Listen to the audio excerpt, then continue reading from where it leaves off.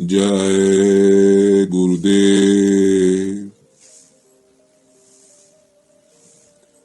शाकाहारी सदाचारी बाल संघ से क्या आपको पता है कि मांस, मछली, अंडे का सेवन अशुद्ध आहार है?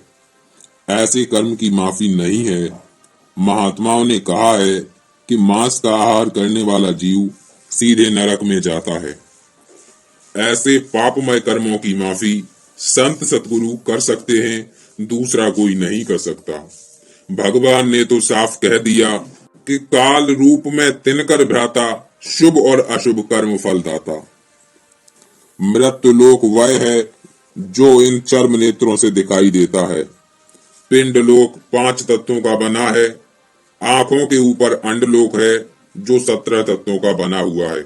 उसके ऊपर सूक्ष्म लोक है जो 9 तत्वों का बना हुआ है। निरंजन भगवान यहीं सहस्त्रदल कमल में निवास करते हैं।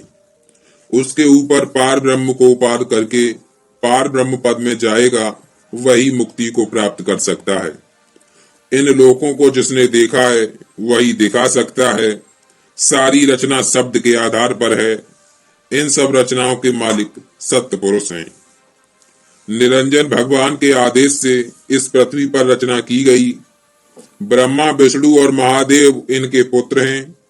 इन्हीं तीनों पुत्रों को रचना करने का आदेश दिया गया।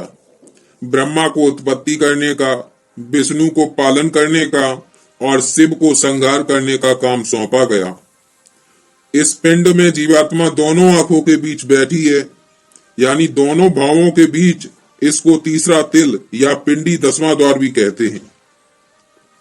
जीवात्मा का प्रकाश अथवा शक्ति मृत्यु कमल और अंतःकरण में होती हुई आंख, कान, नाक, जुबान व सब इंद्रियों में फैल गई है। महात्माओं ने कहा है कि जो व्यक्ति पर नारियों को बर्बाद कर देते हैं तथा छोटी बालिकाओं का जीवन कन्या की अवस्था में नष्ट कर देते हैं, उन्हें मरने के बाद सीधे नरक में ले जाकर भयंकर यातनाएं दी जाती हैं।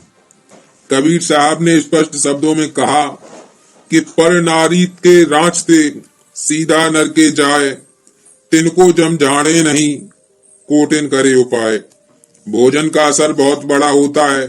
राजसी और तामसी भोजन, जिसमें मांस व शराब शामिल है, हमारे मन को बहुत चंचल बनाते हैं। हमें विषय विकारों की तरफ खींच कर ले जाते हैं। साधक का संघर्ष ही मन या विषय विकारों की तरफ होता है। अवतार का अर्थ है जन्म, मरण, धारण करना या नीचे उतरना। सारे देवी देवता जन्म मरण के चक्कर में हैं। किसी को भी निश्चल अथवा अमर पद प्राप्त नहीं है। अपनी अपनी सीमा में सभी कैद हैं। मनुष्य शरीर सबसे उत्तम है। साधना के द्वारा मनुष्य मुक्ति और मोक्ष प्राप्त कर सकता है, किंतु देवी और देवता नहीं।